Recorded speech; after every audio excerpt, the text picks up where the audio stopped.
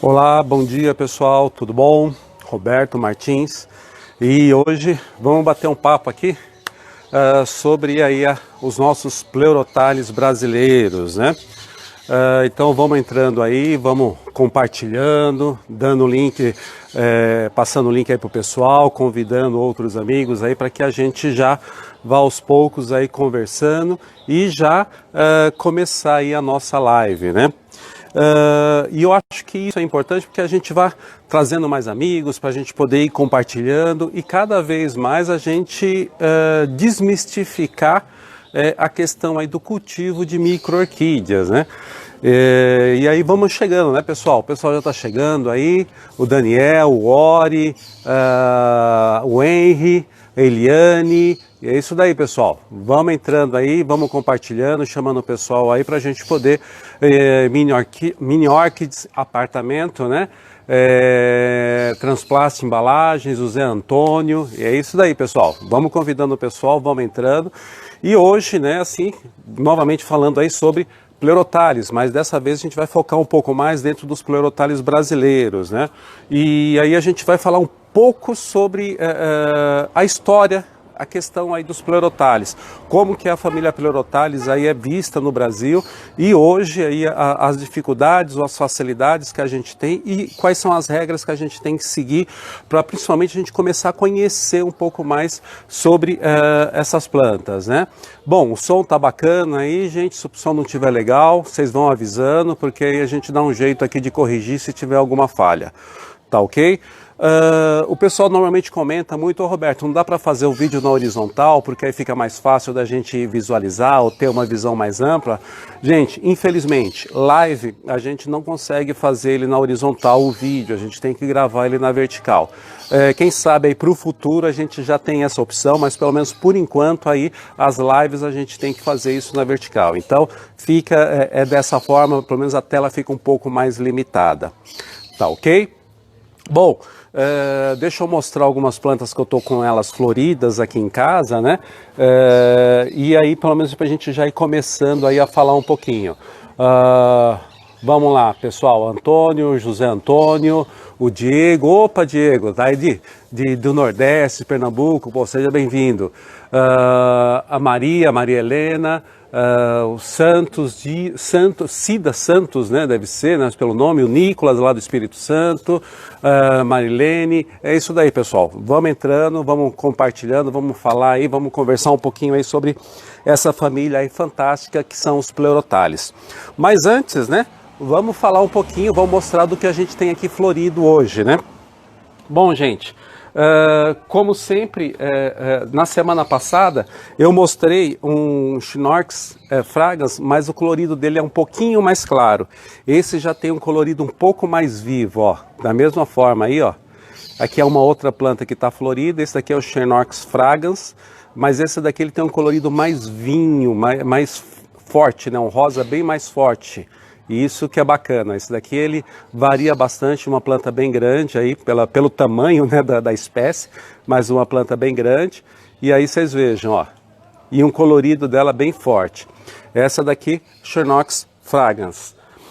Uma outra planta aqui que eu tenho, que floriu, floriu semana passada, eu já mostrei para vocês, estavam começando a abrir, mas essa planta ela demora um pouco para amadurecer a flor. Então vocês vejam, a flor que eu mostrei para vocês semana passada, ela estava começando a abrir. Agora, ó, ela já está bem aberta. E esse daqui é o Dendrobius aberrans.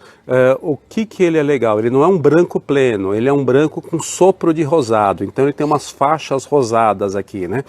E ele é uma planta que ele demora para abrir, porém a planta também tem uma duração muito longa. Para você ter uma ideia, da semana passada para essa, ela demorou quase uma semana para ficar com a flor totalmente aberta. E normalmente o que acontece? Com um dia, 2 dias, a flor já está bem aberta, né?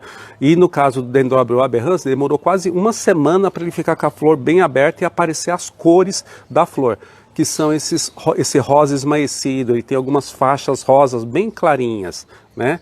Então esse daqui é o Dendrobius aberrans. A gente tem uma planta aqui bem bacana também, que está florida agora, que a maioria de vocês já conhece, é uma época aí de floração, é a Restrépia. Então essa daqui, ó, é a Restrepia brachipus. Só que essa daqui é uma variedade um pouco diferente da que vocês já conhecem. Essa daqui ela é mais larga, né? Então a flor é um pouquinho maior, ela é mais larga. Então essa daqui é a variedade Big. Olha só o tamanho dessa flor. Ela é grande, bem enorme e bem manchada aí com esse vermelho e esse amarelo, né? Normalmente no mercado brasileiro a gente tem uma Restrepia que o pessoal chama de brachipus, mas ela na verdade é a tricroglossa, tá? Ela é um pouco diferente, ela é bem estreita, bem afilada e o colorido dela é mais esmaecido. Então assim, normalmente o pessoal vende ela como sendo a brachipus, mas ela na verdade é a tricoglossa, é uma outra espécie, tá ok? Então essa daqui é a brachipus. Tem uma outra que abriu essa semana, uma outra Restrepia que abriu essa semana, que eu gosto dela bastante também. Olha aqui, essa daqui é a cúprea. Olha só. Por quê? Porque ela é acobreada, né? Ela tem essa cor bem laranja, bem forte. Essa flor aqui já passou, né? E essa daqui está abrindo agora, ó, abriu agora. Então ela é a Restrepia cúprea, né? Então uma cor bem acobreada, bem forte mesmo, né? Bem bacana. E aqui o que eu quero mostrar para vocês também, mais duas plantas que eu quero mostrar, que estão floridas agora. Uma delas é essa daqui, é a Christensonella cedri. E o que eu até já começando, já falando da live da semana que vem. A semana que vem a gente vai falar sobre esse gênero que bacana, que é das maxilárias, né? Que hoje ele está dividido aí, colocado como Christensonella. Então semana que vem a gente vai falar sobre a live do próximo domingo, a gente vai falar sobre esse gênero aqui, sobre essas maxilárias do gênero Christensonella, tá ok? Então essa daqui, ó, tá bem floridinha, bem bacana, tá começando a abrir as flores. Bom, pessoal, para a gente terminar aqui mostrando as plantas nacionais, é uma planta que eu acredito que muitos de vocês estejam com ela florida na casa de vocês. É pena que a flor dela dura muito pouco, né? Mas essa daqui já abriu algumas flores, mas tá aqui, ó, a Sopronitella violacea. Olha ela aí.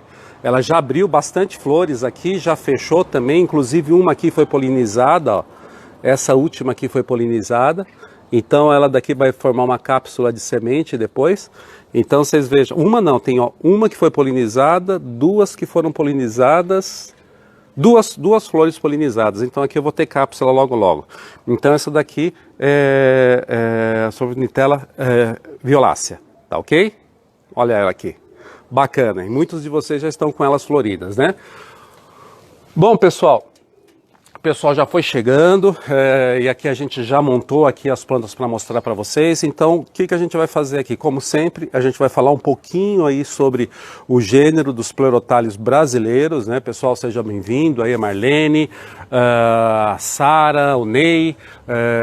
Vamos lá, pessoal. Então, agora, vamos falar um pouquinho aí sobre o gênero Pleurothales. E o que é interessante? Semana passada a gente falou dos Pleurothales estrangeiros e agora a gente vai falar um pouco aí dos Pleurothales brasileiros, né? Então vamos lá. Primeiro a gente tem que, como a gente sempre fala, né? Vamos falar um pouquinho e depois a gente faz as perguntas no final.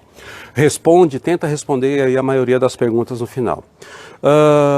Pleurothales. Tá? Então, Pleurothales, aqui no Brasil, Pleurothales é um gênero, né? Um gênero, vamos dizer assim, os estrangeiros, hoje, o gênero Pleurothales, para as espécies estrangeiras, ele é um gênero válido, que é utilizado para as Pleurothales estrangeiras. No Brasil, o gênero Pleurothales, ele praticamente não existe. Tá? Não existe Pleurothales brasileiros, existe alguns na região norte. Então todas aquelas plantas que eram tidas como Pleurothales no Brasil, elas foram divididas em outros gêneros, ou passaram para outros gêneros. E aí começa a complicação, né? Porque muitas vezes ali a gente fala assim, mas é Pleurothales? Não, mas é uma Pabistiela, mas é uma Cyanthera, mas é uma Natalis, é um Cryptophoranthus. Então teve muita mudança do gênero Pleurothales no Brasil. Então, praticamente hoje, o gênero Pleurothales, as plantas classificadas como Pleurothales, elas não existem no Brasil, tá? Então é isso que a gente tem que ter aí como um primeiro ponto de partida, tá? Então hoje o gênero Pleurothales aqui no Brasil, ele foi dividido em vários outros gêneros, tá ok? Então a gente começa ali primeiro com as acianteras, né? Então a maioria das acianteras aí foram para esse...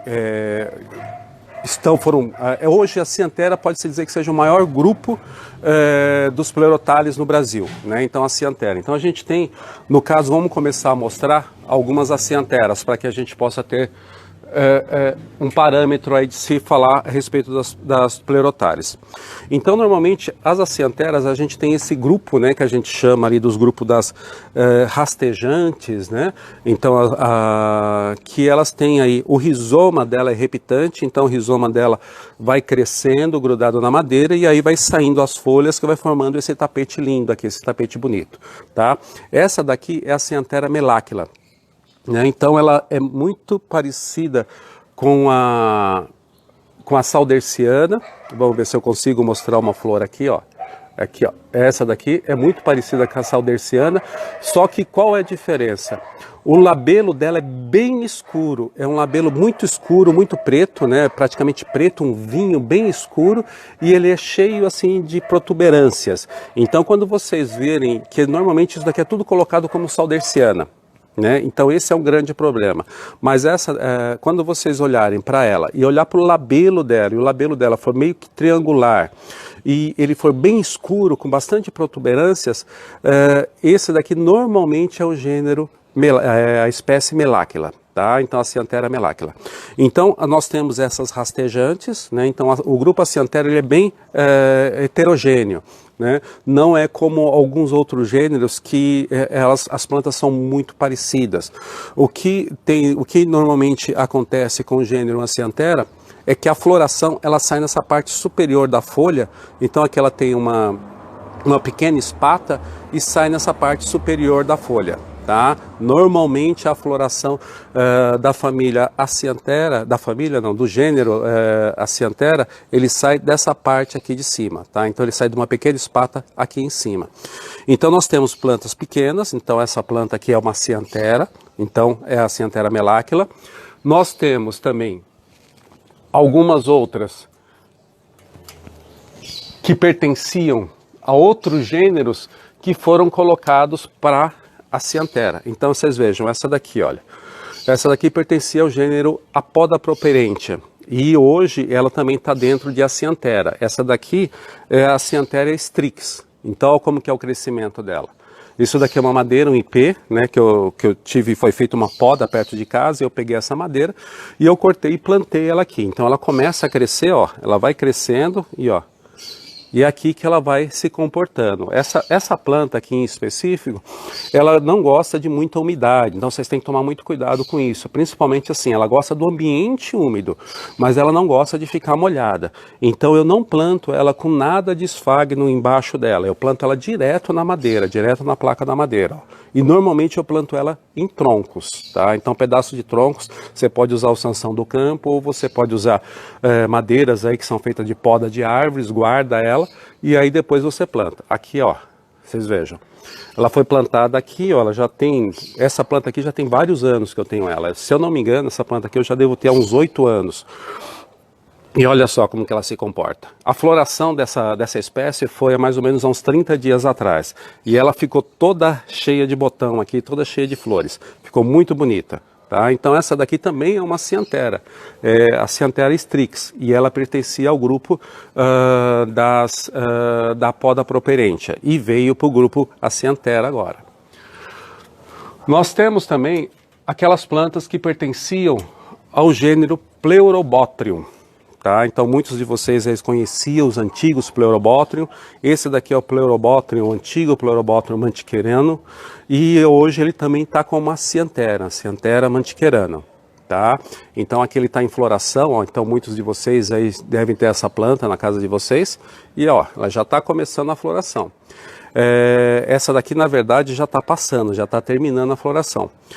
Como que eu cultivo? Essa daqui é uma planta, é uma espécie que gosta de um ambiente também um pouco mais seco. Então normalmente eu cultivo ela em madeira, tá? Amarro ela com linha e deixo na parte mais alta do orquidário, que aí é onde que ela pega mais luz, tem mais ventilação e aí ela consegue ter a floração. Essa daqui é uma espécie em particular também que se ela não tiver luz, se ela não tiver iluminação suficiente, ela não floresce. Tá? Então tome muito cuidado com isso. E se ela ficar no lugar muito sombreado, com muita sombra, ela começa a ter muito problema de fungo, de cochonilha, de outros problemas. Então ela precisa de sol. Tá? Ela precisa de um lugar assim, não vou dizer sol direto, mas aí a parte mais luminosa do orquidário, então em torno aí dos 50% a 60% de luminosidade. Principalmente essa espécie aqui, e também o Pleurobótero crepiniano. Então esses dois precisam de mais luz, tá ok? Vamos ver se a gente consegue mostrar aqui a flor, ó. É isso daqui, ó. Essa daqui é a mantiqueirana. Ó. Mas é... Tenta focar lá no Facebook também. Então tá. Aqui, ó, pessoal. Então, essa daqui é... que as flores são pequenas, né, as micro-orquídeas, aí fica um pouco até difícil de a gente focar, mas para que vocês conheçam, isso daqui é o Pleurobótero mantiqueirano, tá ok? Então isso daqui também é uma ciantera hoje. Aí a gente tem, como eu mostrei para vocês, algumas das cianteras do grupo das rastejantes, e agora também, aonde que a gente já entra aqui, umas micro também, ó. Essa daqui, como eu já mostrei a semana passada para vocês, essa daqui é a leptotifolha. Né? Olha ela aqui. Leptotifolha, também eu cultivo ela em madeira, tá? Então um pouquinho de substrato por baixo e depois eu planto, ponho um pouquinho de esfagno e depois eu planto a planta por cima. Só para mostrar para vocês, semana passada teve um acidente aqui na hora que eu estava mostrando essa planta, né? E ela quebrou. Quebrou a planta, quebrou a madeira, porque já era uma madeira bem antiga. Então vocês vejam, aqui eu plantei ela, aqui foi aquela que quebrou a semana passada. Então eu plantei ela hoje, ó, e já está numa outra madeira, ó. Ela já está numa outra madeira, então eu tirei, quebrei a madeira, aquela madeira toda, tirei a raiz, plantei ela, coloquei um pouquinho de esfagno embaixo e já amarrei ela novamente aqui, ó, com linha de poliéster. E essa planta aqui já está aqui, ó, já está devidamente plantada, tá? Que eu mostrei ontem, semana passada para vocês, e ela estava quebrada, né? Então a ciantera tem uma infinidade, e também a gente tem as plantas grandes, né? Então vocês vejam, o gênero ciantera, ele é muito heterogêneo. Então vocês vejam, ó, isso daqui também é uma ciantera, tá, gente? Ó, isso daqui é a ciantera saurocéfalo. Então essa daqui é uma das plantas dos pleurotálios brasileiros, um dos maiores, né? Do gênero Acianthera, esse daqui é praticamente, eu acredito que ele seja o maior, se não me falha a memória. Olha o tamanho dessa planta, ó. Ela é muito grande, muito bonita. Essa daqui em específico, ela não está florindo, mas essa outra, que já é um porte um pouquinho menor, ela já está florindo. Ó, essa daqui é a flor dela, aqui. Ver se a gente consegue focar um pouquinho aqui, ó. E aqui, para vocês verem. Tá, então essa daqui é a Cianthera saurocéfalo. Tá, então ela já está florindo também. Então todas essas plantas são do gênero Acianthera. Como que eu cultivo? Tá? Aqui, as pleurotálias, como a gente falou, das estrangeiras, você precisa criar um ambiente primeiro. Criando o ambiente, a partir daí, você tendo conhecimento da procedência da planta, um pouco diferente. Desculpa, gente, mas aqui eu estou na varanda de casa e o pessoal passa aqui fazendo barulho. Um pouco diferente das acianteras estrangeiras, as pleurotálias estrangeiras, os pleurotálios brasileiros, eles têm muitos habitats muito diferentes. Então aquela regra de você conhecer da onde que a planta vem, da onde que é o habitat da planta, nos brasileiros ele é fundamental, tá? Porque sem isso você não consegue saber como você vai cultivar a tua planta. Tá ok? Então, quando são plantas aí, que o habitat dela normalmente é um habitat de floresta, de mata atlântica, normalmente um mais úmido, você precisa criar esse ambiente mais úmido dentro da tua casa. E quando são de ambientes mais secos, você aí vai ter que ter um local que tenha mais luminosidade, seja um ambiente um pouco mais seco. Mas isso também vai ser um direcionamento para o cultivo, como eu mostrei para vocês. Então, quando você sabe que uma planta como essa, que ela precisa de um local um pouco mais seco, né? Ou de pelo menos de um cultivo um pouco mais seco, para você saber se eu vou cultivar ele em madeira ou se eu vou cultivar ele em vaso. Aonde que eu vou colocar essa planta? Então, isso é muito importante. A maioria das plantas, dos pleurotários, das acianteras, pabstielas, eles podem ser cultivados tanto em madeira como pode ser cultivado em vaso, tá ok? Isso daí, o que define se eu vou escolher uma madeira ou um vaso? O teu ambiente, a tua forma de cultivo. Porque muitas vezes o pessoal fala assim, olha, eu quero cultivar em madeira, eu quero cultivar em vaso. A questão do eu querer cultivar é uma coisa. Agora, o teu ambiente, você preparou o teu ambiente para cultivar em madeira ou para cultivar em vaso? É isso que é a parte mais importante. Aquela regra, você investir R$1 na tua planta, invista R$1 no teu orquidário, tá? Então você precisa saber conhecer a planta, saber de onde que ela vem para você poder definir. Eu vou plantar em madeira, eu vou plantar em vaso, ok? Depois disso, o teu ambiente, você precisa criar um ambiente. As pleurotális brasileiras, principalmente, elas não têm aquela reserva de alimento. Então, vocês vejam, a reserva de alimento dela está na folha. Dessa Acianthera strix está na folha. Então, se o ambiente é muito seco, não é apropriado para ela, ela não vai se desenvolver. Então, ela precisa ter uma umidade ambiente. E, normalmente, os pleurotálios, eles não gostam de ficar molhados muito tempo. Então, não adianta você não ter um ambiente preparado para essas plantas e ficar regando toda hora. Porque aí o que vai acontecer? Vai fungar o broto e vai fungar a planta, vai ter problema de fungo, vai manchar as folhas e também a floração, você vai fungar a floração. Então, precisa desse ambiente um pouco mais úmido. Então, por isso que normalmente eu falo, ó, pleurotális, não dá para você cultivar catleias e pleurotális no mesmo local. Você precisa separar eles no ambiente. Então, no ambiente você coloca os seus pleurotális, você tem uma bancada como essa. Então, numa parte você coloca as catleias e na outra parte você coloca as suas micro-orquídeas. Por quê? A questão de rega e do trato vai ser diferenciado. E você precisa fazer isso, você precisa padronizar o teu cultivo, separar essas plantas. Tá ok? Aqui na minha casa, o que eu fiz? Eu preparei um ambiente para cultivar micro-orquídeas. Então, o que eu fiz? Hoje, eu cultivo 90% dos meus pleurotários, eu cultivo ele em madeira. Eu dou preferência para madeira. Mas não foi simplesmente eu peguei a madeira e plantei. Não.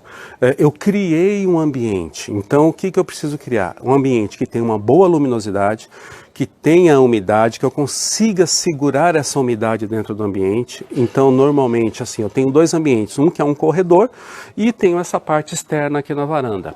Então, eu já mostrei em alguns vídeos para vocês como que é o meu orquidário, porque aí ele é coberto, eu tenho plástico e eu tenho aí as laterais deles fechadas. E ali eu consigo segurar um pouco da umidade. No caso do corredor, o que eu fiz? No chão, eu coloquei bacias com britas. Então, aquelas bacias brancas que normalmente a gente vê em açougue ou vê em locais que vendem frios, linguiças, essas coisas, aquelas bacias brancas. Fiz furos na lateral. Então, como se fosse assim, olha, então vamos dizer... Não precisa. A bandeja aqui, eu fiz furos nas laterais, no meio dela mais ou menos, tá? E aí depois enchi de brita, então a água, ela fica para baixo da brita. Então, quer dizer, o que acontece? Não tem problema de dengue, de mosquito, nem nada desse tipo. Usa aquela pedra de pedrisco, né? Aquela número 1, a número 00, depende da região que o pessoal coloca, e aquela brita de chapisco. E ali eu mantenho a umidade dentro do meu ambiente. Então é importante manter essa umidade, gente.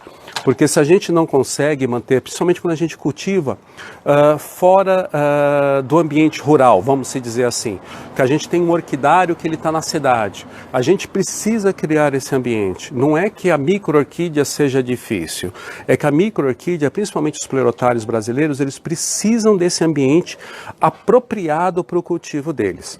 Tá ok? Então primeiro crie esse ambiente, depois que você criar esse ambiente, e aí você pode trazer as suas plantas para começar o cultivo, e aí você pode variar bastante. A gente tem também, dentro do gênero Pleurothales, a gente tem alguns outros Pleurothales menos conhecidos, né? Esse daqui já é um Pleurothales que é mais conhecido mais para o sul, é o Rubrolineato. Então ele está começando a floração dele agora, aqui ó. Na verdade ele não tem uma época muito definida de floração, né? Mas é uma planta aí de pequeno porte. Ó, vocês vejam como é que eu cultivo. Um pedaço de madeira, porque depois que você cria o ambiente, gente, você pode usar e abusar da madeira. Aí que é bacana. Ó, vocês vejam, é um pedacinho de madeira, pedacinho de casca. O que eu tenho aqui, olha, eu amarrei ele com linha. Essa planta já está aqui há vários anos. E aqui, ó, o enraizamento dela, o que está ocorrendo, ó. O enraizamento dela é perfeito e a floração ocorrendo normalmente. E isso que é bacana, olha como que a planta está bacana. Uma outra planta que aí pertence também ao gênero Pleurothales, essa daqui, olha, ela ainda não está aberta, aqui ele está cheio de haste floral, ó. Tudo isso daqui, gente, é haste floral. Isso daqui é uma Natalis, né, do grupo da Natalis linear-folha. Essa daqui, se eu não me falha a memória, essa daqui é a Convergence, tá? Então, olha lá, uma grande, da mesma forma, ó, cultivada em madeira, numa casca, e aqui as hastes florais subindo. Então isso daqui também é a Natalis, tá? Então é oriundo do gênero também dos Pleurothales. O gênero Anatalis normalmente são plantas que a flor é estrelada, tá? Então ela é sempre estrelada, ela fica aberta, ela fica estrelada. E normalmente, da mesma forma que as acianteras, a haste floral sai também de uma espata aqui em cima, a parte de cima da folha.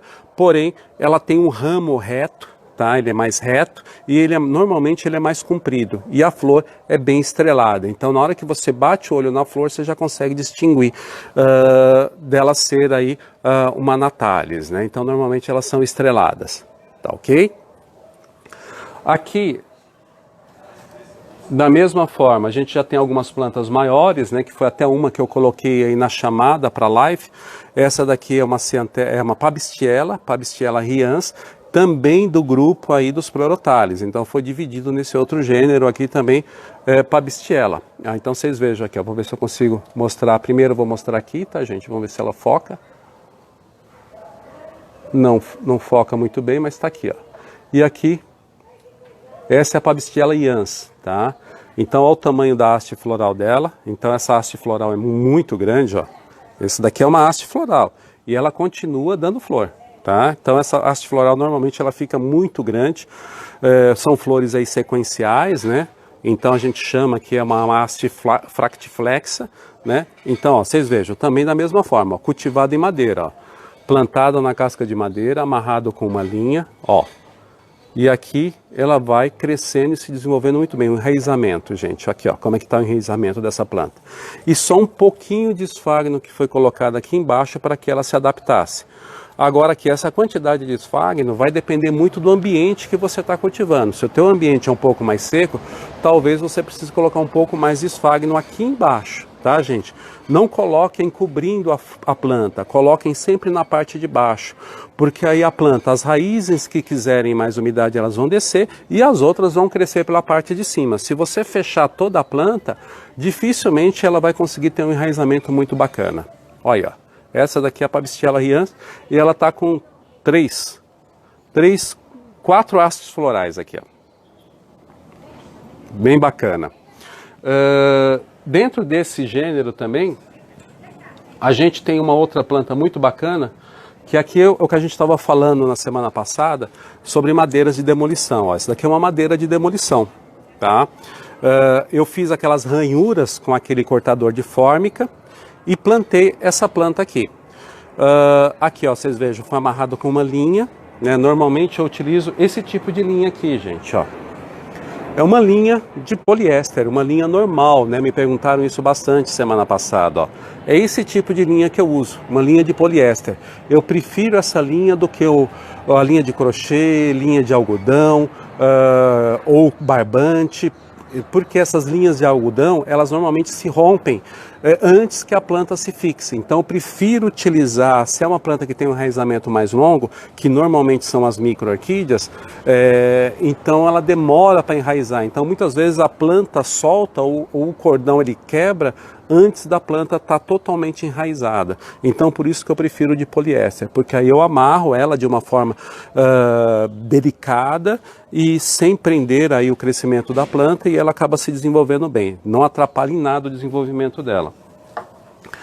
Então vocês vejam aqui, ó, a quantidade de esfagno que eu coloquei na base dessa planta, ó. É mínimo, é uma quantidade mínima de esfagno. Isso daqui é uma bela touceira, isso daqui é a Pleurothales efêmera. Vamos ver se vocês conseguem ver ela aqui, ó. Essa é a Pleurothales efêmera, ó. Vou tentar mostrar aqui para vocês, dessa daqui primeiro, ó. E aqui, ó, Pleurothales efêmera. O formato dessa planta é muito bacana, eu gosto demais. Olha ela aqui. E essa daqui é um pouco mais escura, né, ó. E aqui o crescimento, ó, quantidade de brotos que estão nascendo nessa planta aqui, ó. E ela está se desenvolvendo, plena floração. É uma planta que tem uma floração muito longa, ó, aqui, ó. Mais uma aqui, ó, grande, ó, para mostrar para vocês, ó. Ela tem uma floração muito longa, ó, que bacana. Essa planta aqui é legal, eu gosto muito dela. Uma outra aqui que eu plantei em madeira de demolição, da mesma forma, ó. Ela já tem os desenhos naturais, né? Então aquele desgaste natural da própria madeira, um pedaço de madeira pequena. E aqui, ó, a planta, o crescimento dela aqui e a floração. Essa daqui não vou conseguir mostrar, gente. Essa daqui, a floração, a flor dela é muito pequena. Essa daqui é a punctatifolia. Olha aqui, ela é muito pequenininha, a flor dela. Por que se chama punctatifolia? Porque na parte de baixo da folha dela é cheio de pontinhos, ó, cheio de pontinhos vermelhos. Então é essa daqui, é a punctatifolia. Então normalmente eu cultivo essas daqui em madeira. Caiu a plaquinha. Então cultivo essas daqui em madeira. Então vocês vejam, a família Pleurothales, praticamente todas elas dá para a gente cultivar em madeira. Não tem esse problema, ah, Roberto, não vai bem em madeira? Vai. A grande maioria de Pleurothales brasileiros, todos eles dá para cultivar em madeira. O que você vai ter que fazer? Criar um ambiente para elas. Ah, Roberto, mas a minha região é um pouco mais quente, é um pouco mais, não consigo cultivar elas em madeira. Ok, então você pode utilizar vasos, não tem problema. Então tudo isso vai depender do ambiente que você criar. Você pode cultivar em vasos, né? Da mesma forma, um vaso proporcional ao tamanho da planta, não vai pôr um vaso muito grande, proporcional ao tamanho da planta. Você pode utilizar um substrato que eu tenho gostado muito, né, de utilizar.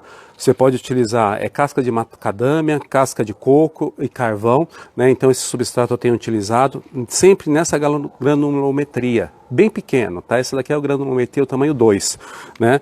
Então sempre nesse tamanho pequeno. Você também pode optar, no caso dos Pleurothales nacionais, da mesma forma, você pode utilizar o esfagno para o cultivo também dos Pleurothales nacionais. Só tem um adendo, tá? Se o teu orquidário ele não for coberto, tá? Tome muito cuidado com o esfagno, porque principalmente aqui em São Paulo, nos meses de janeiro e fevereiro e março, é a época de chuva. Então eu cultivava muito com esfagno, mas o meu orquidário não era coberto. Então eu tive muito problema de perda de plantas, tá? Principalmente se o teu orquidário não for coberto, a utilização do esfagno em vasos, né? Por quê? Porque ele acaba ficando, quando a gente um orquidário nosso não é coberto, e aqui em São Paulo já chegou a chover às vezes 40 dias seguidos, o que aconteceu? A questão de fungo, de doenças acaba aparecendo muito facilmente, e aí eu perdi muita planta. Então por isso que eu optei hoje, a minha opção é mais por madeira, porque aí pelo menos eu consigo controlar melhor, mas é minha opção. Você pode utilizar isso. Agora, qual que é o teu os cuidados? Normalmente o orquidário coberto, que aí você não tem muita dificuldade com isso, principalmente quando chega a época de chuva e época de inverno. Então você pega alguns invernos que são um pouco mais rigorosos, então chove e esfria. Vem aquela geada, e aí se a planta está molhada, dependendo da onde que vem a sua espécie e o teu orquidário não é coberto, você vai perder essa planta. Vai perder, porque isso aconteceu comigo várias vezes e eu tenho certeza que isso também vai acontecer. Então tomem muito cuidado. Ah, Roberto, mas eu moro numa região mais quente. Aí já não tem problema, aí você já consegue controlar melhor. Mas aqui em São Paulo a gente teve esse problema alguns anos atrás e hoje eu não cultivo, praticamente eu não tenho quase mais o cultivo em cima de esfagno nas Pleurotalis nacionais. Nas estrangeiras eu continuo utilizando porque aí elas gostam disso, de mais umidade. As brasileiras nem tanto. Elas não gostam de ficar muito tempo molhada. Então, normalmente, é muito mais a umidade ambiente do que propriamente ela está molhada. Tá ok? Bom, aí a gente entra também, tem alguns outros Pleurotalis, por isso que é importante a gente saber da onde que vem o Pleurotalis. Tem aqueles Pleurotalis que também são rupícolas. Então hoje a maioria dos Pleurotalis rupícolas, eles também estão dentro do grupo das acianteras, tá ok? Então a gente tem aqui, olha, alguns que eu vou mostrar para vocês. Esse daqui é o Johannense, tá? Que normalmente o pessoal também chama ele de Teres, mas o Teres ele é um pouco mais comprido, tá? O Johannense ele tem uma particularidade que ele tem flores amarelas e tem flores vermelhas. Então esse daqui é o Johannense. Normalmente ele é mais gordinho, né? E ele é um pouco mais baixo, né? Deixa eu só pegar um Teres para vocês verem como que é a diferença. Esse daqui, ó, esse daqui do canto. Não, do mais para cá. Isso, esse daqui. Ó, esse daqui é um Teres e esse daqui é o Johannense. Ó, a diferença deles, ó.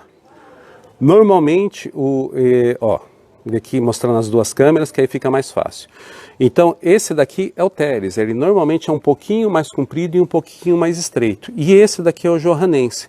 O Johannense ele dá mais aqui para o sul de Minas Gerais e o Teres normalmente do meio para o norte, né? Então aqui, olha, é uma planta bem bacana. E normalmente o que a gente tem muito aqui em São Paulo, que aparece muito, na verdade é o Johannense, que ele tem aí duas cores, ele tem o vermelho e o amarelo. E aí eu utilizo os dois, que essas espécies rupícolas, eu utilizo a semidroponia. Como eu já falei para vocês e já mostrei para vocês, olha o resultado. A planta crescendo, se desenvolvendo e em plena floração. Qual que é o cuidado? Esse tipo de Pleurotalis eu coloco ele sempre no local onde que eu tenho um sombrite, uma luminosidade em torno de 50%. Ele precisa de mais luz para florescer, tá ok? Aqui algumas outras do grupo da Acianthera. Esse daqui é uma Acianthera bem bacana também, ela é muito rara, vamos dizer assim, uma planta rara, que dificilmente a gente vê aí em cultivo. Da mesma forma, aí plantado aí na semi-hidroponia. E aqui ela está em floração, ó. Aqui, ó, a flor dela aqui, ó. Vou mostrar aqui primeiro nessa. E essa daqui. Essa daqui é a Acianthera fornograndense, tá? É uma planta aí muito bacana, muito bonita. Gosto muito dela, ó, vocês vejam como que é. A flor dela é meia fechada aqui, ó. Meio fechada, ó. Então ela é bem bacana, faz esse coração, mas ele fica um pouco fechado, ele não fica totalmente aberto, como nas floríferas. E da mesma forma, semi-hidroponia. E aí ela crescendo e se desenvolvendo muito bem, ó. Tem aqui vários brotos novos, né? E com várias frentes aqui também ela crescendo e se desenvolvendo bem, tá? Então essa forma aqui é uma forma que eu cultivo todas as Aciantheras rupestres. E mais uma aqui bacana, que é a Diamantinense. Olha aqui, ó. Também da mesma forma, semi-hidroponia, a planta crescendo, aqui ó, vários brotos, tá, crescendo, e da mesma forma, em torno de 50% de luminosidade que essa planta precisa. E aí elas vão se desenvolvendo. Então é importante, a origem, você descobrir qual que é a origem da planta, da onde que a planta está vindo. Porque aí você vai conseguir cultivar ela em madeira. Normalmente aí você precisa, para cultivar em madeira, crie um ambiente. Pode ser que as plantas que gostam de um clima mais seco, elas vão ir muito bem, mas aquelas que precisam de um pouco mais de umidade, elas não vão conseguir se desenvolver muito bem. Então você precisa criar, tem que ser criado um ambiente, porque se você não criar um ambiente para elas, elas não vão se desenvolver. Ó, aqui é uma outra Pabistiela muito bacana, essa daqui já é do Espírito Santo, ó, é a crenata, ó lá como que ela é. Muito bacana mesmo, ó, o crescimento dela. E esse labelo bem escuro, ó. Um labelo bem escuro. E a haste floral longa. Essa é uma característica das Pabistielas, ó, essa haste floral bem longa. Não todas, mas algumas têm uma haste floral muito longa. Tá ok, pessoal? Bom, questão das madeiras, né? A madeira de demolição que eu utilizo são essas. Da mesma forma que os vasos, tá, gente? Você tem que usar madeira, o tamanho de madeira proporcional ao tamanho da planta. Então não dá para você pegar um tipo só de madeira e usar. Então dependendo do tamanho da planta, você vai usar uma madeira um pouco maior ou você vai diminuindo de tamanho. Porque como as plantas no vaso, ela também precisa dessa ventilação lateral. Então você precisa ir colocando e adequando o tamanho da madeira para a planta. Que tipo de madeira? É uma madeira pesada, tá? Então normalmente são aquelas madeiras pesadas, madeira de demolição, ou ela tem essa ranhura natural, esse desenho natural do próprio desgaste dela, ó, do próprio desgaste da madeira, e se ela não tem, ela é lisa, aí você precisa fazer isso, ou você faz com uma serra, tá? Até depois eu posso mostrar para vocês aí como que é feito com isso, com a serra, ou com aquele cortador de fórmica, porque aí eu vou fazendo aqueles vincos, aqueles desenhos que não precisam ser muito profundos, mas que a raiz possa aí se fixar. Questão do vaso, do substrato, a gente já falou, ou utilizo esse misto, né? Casca de macadâmia, casca de coco, carvão, triturado no tamanho número 2. Normalmente eu uso ele puro. E aqui eu já não misturo, no caso das Pleurotalis brasileiras, eu já não misturo tanto com esfagno, tá? Ou eu uso ele puro, ou aquela que gosta de mais umidade, eu uso o esfagno mesmo, tá ok? Então é assim que eu faço. E normalmente o vaso, eu utilizo vasos pequenos, que são os melhores. É lógico que se a gente vai pegar plantas de um porte maior, tipo essa fitosa, que é essa daqui, aí você já vai pegar um vaso um pouco maior. Essa planta também ela gosta de um ambiente um pouco mais seco, tá? Então ela aqui, ó. Essa daqui a característica dela é o perfume, tá? Não dá para dizer que é perfume, né? Mas é o cheiro dela é fétido, vamos se dizer assim. Então esse cheiro fétido é o que atrai o polinizador, atrai a mosca para polinizar, tá ok? Vamos lá, aqui, ó, deixa eu mostrar ela. Essa daqui é a Cyanthera aftosa, olha ela aqui, ó. O cheiro dela é como dos bubofilos, não é muito agradável, é um cheiro bem fétido. Tá? Olha lá. E ela está em plena floração, mas é da mesma forma, ela é como a saurocéfalo, ela gosta de um ambiente um pouco mais seco. Tá ok? Bom, pessoal, eu acredito que a gente conseguiu falar bastante a respeito das Cyantheras ou das Pleurotalis, né? Então, normalmente, só recapitulando aqui com vocês, como que eu faço, como que eu planto. Deixa eu ver se eu consigo ter uma planta aqui que eu plantei esses dias para mostrar para vocês. Não tenho nenhuma. Todas aqui já foram plantadas há bastante tempo.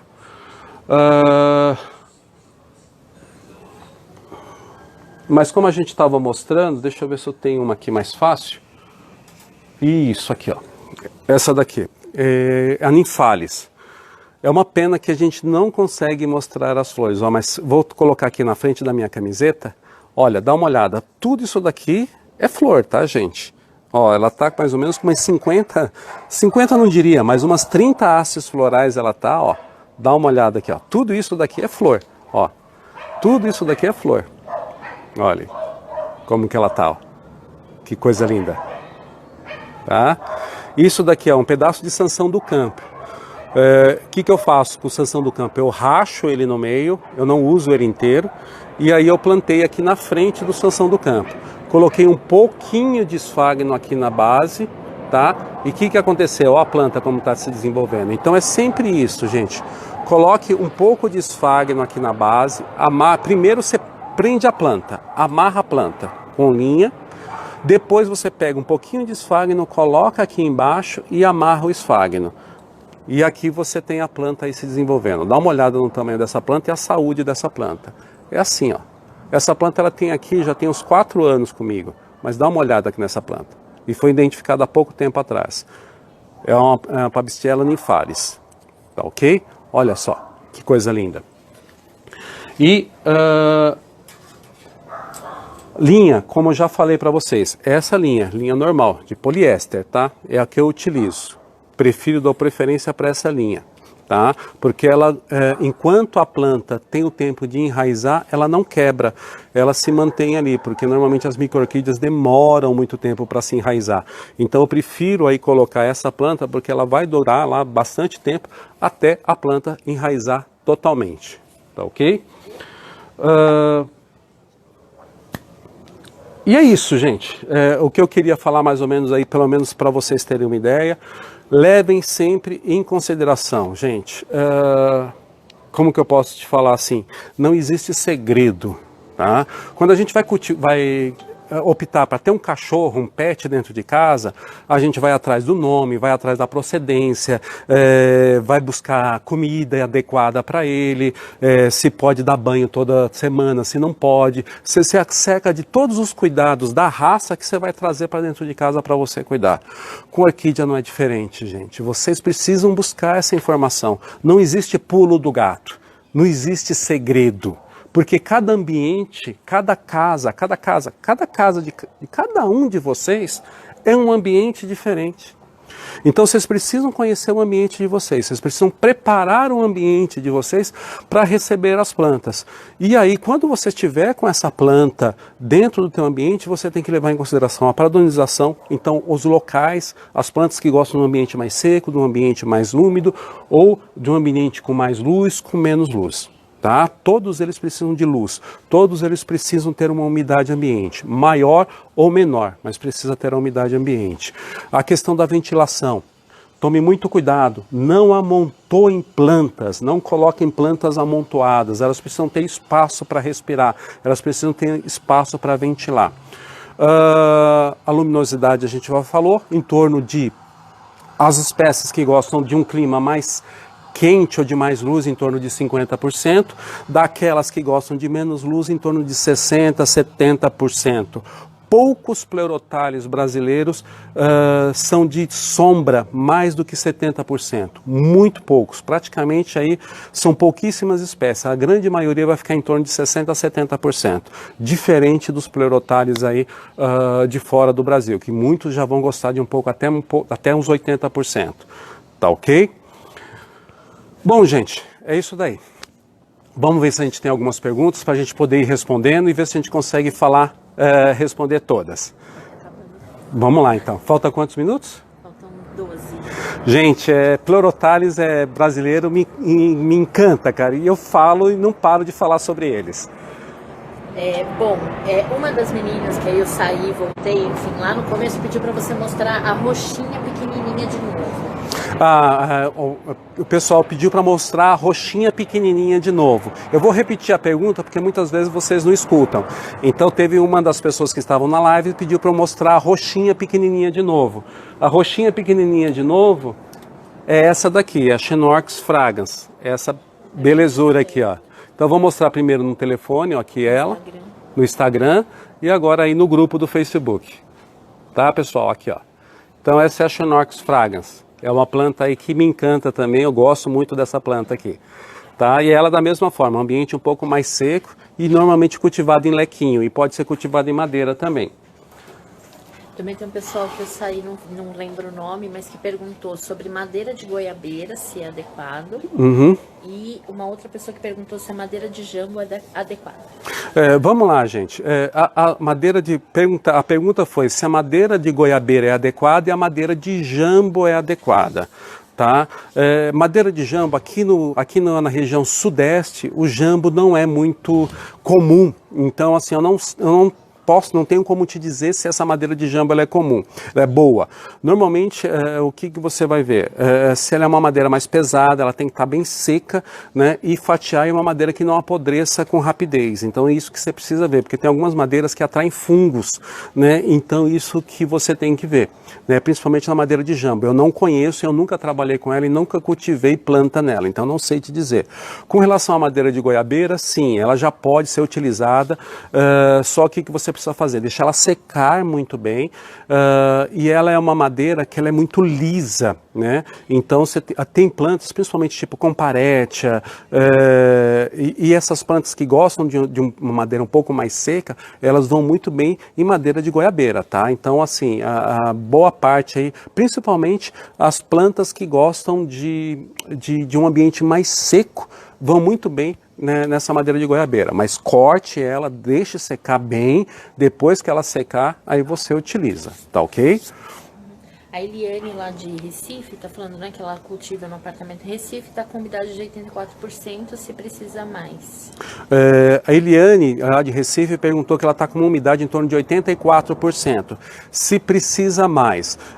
Eliane, tá já dentro de uma umidade muito boa, tá? Para a maioria das plantas, aí, principalmente de micro-orquídeas. Isso já é uma umidade aí bem bacana, que já dá para você cultivar muitas espécies aí dentro dessa umidade aí, tá ok? Então só veja aí a questão, ela mora em apartamento, então só vê a questão da ventilação, porque dependendo do andar que você fique, ele tem muito vento, então esse vento ele fica lambendo essa umidade, às vezes num local que você está medindo essa umidade, ela está em 84%, mas às vezes 20, 30 centímetros mais alto, aquele vento batendo, essa umidade que está embaixo, ela não chega até a planta, então só isso que você tem que verificar, tá ok?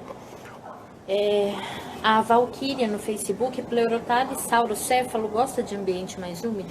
Pleurotalis saurocéfalo, ele gosta de ambiente úmido, só que ele precisa ter luz, tá? É um ambiente mais iluminado e assim, ele gosta de um ambiente não tão, eu diria que o saurocéfalo ele gosta de mais um ambiente de úmido mais para o seco, não úmido saturado, vamos dizer assim. Então ele gosta de um ambiente um pouco mais seco. Para você ter uma ideia, eu tenho um ambiente úmido numa lateral aqui da minha casa e aqui a parte da frente é mais seco. Todos os saurocéfalos estão nesse ambiente mais seco, porque apesar dele ser num ambiente úmido que ele floresce, na região que ele cresce e vegeta, mas ele fica na parte mais alta das árvores, então ele fica num ambiente mais seco, né? E ele tem muita umidade ambiente, então essa umidade à noite, principalmente à noite de madrugada, ao amanhecer, vem essa umidade, porém o dia todo ele fica mais seco. Entendeu? Então, assim, normalmente eu trago para um ambiente mais seco. Ele gosta de umidade ambiente, mas ele fica na parte um pouco mais seca, tá ok? Do meu orquidário. Então, ele normalmente também na parte mais iluminada, porque ele gosta de mais luz. Se ele ficar muito sombreado, ele não floresce. Então, ele precisa ir para uma parte aí um pouco mais seca, tá ok? O Renato Marques aqui no Instagram, ele fez 2 perguntas a respeito. A primeira eu perdi, mas ele está perguntando de uma Pleurotalis. Pede para ele te perguntar no direct depois. É o Renato Marques. Ô Renato Marques, pergunta lá no direct que eu te respondo, porque a pergunta foi rolando e a gente acabou perdendo a sua pergunta aqui sobre um Pleurotalis que você perguntou. Virou Papistello, acho, alguma coisa assim. E a outra que ele fez é, existe uma ciantera aftosa com flores menores? Aftosa. Existe, tá? Porque existe uma confusão dentro das aftosas, né? Então tem 2 espécies que ficaram aí nesse meio, né? Que tem a aftose e tem a fótens. Então tem uma das flores um pouco mais arredondadinhas, um pouco mais amarelinhas, é a fótens, fitens. E tem a aftosa. E a aftosa, essa daqui, que eu mostrei para vocês, essa aftosa é a de flores grandes. Tem uma aftosa com a flor um pouco menor, tá? Então varia, menor e mais escura, ó. Essa daqui, ó. Essa daqui a flor dela é bem grande. E existe uma outra que a flor é bem menor, tá? Então ela varia muito de tamanho, a fitosa varia muito de tamanho, mas a característica dela é o cheiro, é o perfume. Se você sentir o cheiro, você já vê que é a fitosa. E normalmente, ó, essa daqui ela tem a folha mais alongada, Ó, essa daqui é bem alongada a folha. E às vezes ela tem uma folha mais parecida com losango. Então deixa eu até mostrar uma outra planta aqui para você.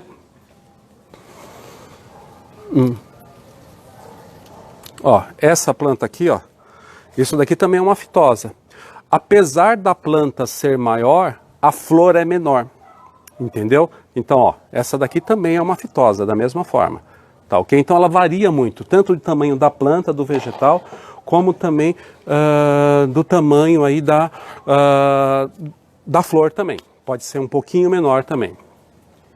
Silvio perguntando no Facebook, mesmo tendo conseguido umidade no seu ambiente, quantas vezes por semana você molha os seus toquinhos? Tá, então assim, a pergunta do Silvio foi, mesmo conseguindo a minha umidade ambiente no meu local de cultivo, quantas vezes eu rego por semana? Depende, quando ela precisa, quando ela tem sede. É essa que é a grande sacada. Não existe, muitas vezes quando você vai comprar uma orquídea, o pessoal fala assim para você, rega uma vez por semana, 2 vezes por semana. Não existe isso, vai depender do teu ambiente. Então, que nem no meu ambiente, semana passada, essa semana que foi mais frio e teve mais umidade ambiente, eu reguei uma vez.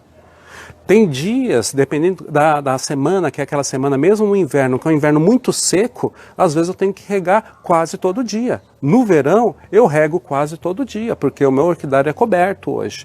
Então, tudo vai depender. Depende como está a planta. Você vai chegar assim na planta, e é assim que eu faço, tá? Faço isso todos os dias. Quando eu chego em casa, primeira coisa, eu coloco o dedo na base da planta. Se ele estiver levemente úmido, não preciso regar. Quando eu coloco que ela está seca, aí eu tenho que regar. E esse é o segredo, é o teu dedo. É através do dedo que você vai saber a umidade ambiente, se está na hora de regar ou não. Tá ok? Então, que nem no meu caso, é quando precisa. Então, vou lá na minha planta, passo no meu orquidário, coloco o dedo, ele está seco, eu rego. Ele ainda está levemente úmido, não rego só no dia seguinte. Então é isso, não existe uma vez, 2 vezes, 3 vezes por semana, tá ok? A outra questão também que perguntaram para mim já foi com relação à adubação. Normalmente eu utilizo o Micro Orchids Fert e faço adubação a cada 15 dias. Ele é um adubo completo, onde que ele tem todos os macro e micronutrientes necessários para o desenvolvimento. E aqui eu utilizo esse a cada 15 dias. E ele é um adubo que ele foi desenvolvido especificamente aí para micro-orquídeas. Tá ok? Acabou de entrar essa pergunta aqui, mas eu acho que acho que ele entrou depois que ele tá o Fábio Epifânio. O Fábio Epifânio está perguntando aqui. Bom dia, Roberto. Quando você menciona Pleurothales, você se refere à família Pleurothales, que inclui vários gêneros, pois você falou de Octomeria, Pleurothales, Anatalis, Pabistiella. Vamos lá, gente. Quando a gente fala Pleurothales, né, Pleurothales brasileiros, a gente tem aí essa divisão muito grande, muito genérica. Então a gente tem ali tanto essa divisão no Brasil que foi feita. Então hoje no Brasil não existe Pleurothales. O gênero Pleurothales no Brasil, praticamente para as espécies brasileiras, ele não é válido. Então como que tem a subtribo Pleurothalidae, que aí você tem aí Octomeria, Natalis, Masdevallia, você tem aí Trigosalpix, você tem Pleurotalopes, então você tem vários outros gêneros. Então, normalmente, assim, esse é o grande... foi muito dividido aqui no Brasil. E é dessa forma que a gente vai falando. Vai tentando colocar aí, eu tentando falar a respeito desses gêneros, tá? Como é uma família muito grande, a gente não consegue falar sobre isso em um único dia. Então vamos ver se a gente consegue depois, mais pra frente, a gente volta novamente, vamos falar de Octomeria, vamos falar de outros gêneros, dividindo um pouco mais, que eu acho que vai ficar mais fácil aí o entendimento a respeito desses, né? Que vocês viram que hoje a gente falou mais focado em Acianthera, mas existem vários outros gêneros para a gente falar a respeito disso. Eliane, André, o pessoal tá falando para você fazer uma live plantando. Então tá joia, gente. Então vamos fazer o seguinte, semana que vem eu comentei com vocês que ia falar sobre o gênero Christensonella, tá ok? Vamos deixar isso para outra semana, e na semana que vem, né, hoje é dia 5 Então, com mais 7, dia 12. Então, no dia 12, vamos falar assim, vamos mostrar o plantio, vamos mostrar como é que eu planto os pleurotálios. Eu acho que aí vai ficar mais fácil, como se fosse uma oficina de plantio. E a gente fala mostrando aí como que eu planto, tanto em vaso, e como que eu planto em madeira as minhas plantas, tá ok? Principalmente essas plantas do gênero Pleurotalis, e ali a gente vai falando mais ali profundamente em outros gêneros, como Trigosalpix, Octomeria, e a gente vai falando sobre isso conforme a gente vai plantando as plantas, tá ok? Bom, gente, eu não sei como é que tá o horário, mas eu acho que já tá estourando, né? Tá estourado já. 30 segundos. 30 segundos. Gente, vamos terminar porque vai cair o Instagram. Pessoal, um grande abraço. Até semana que vem. E semana que vem a gente vai fazer uma oficina de plantio aí de plantas. No domingo que vem, no dia 12, às 11 horas, tá? Aguarda aqui vocês, que vai cair agora, ó. Já tá colocando ali, ó, que faltam só 20 segundos e vai cair. Bom, pessoal, obrigado. Até semana que vem. E semana que vem a gente continua falando aí sobre Pleurotalis e a gente vai fazer uma oficina de plantio. Muito obrigado. Visitem o Equidário Roberto Martins no site, né? E a gente tem lá grandes opções de plantas para vocês. Um grande abraço, pessoal, e até mais.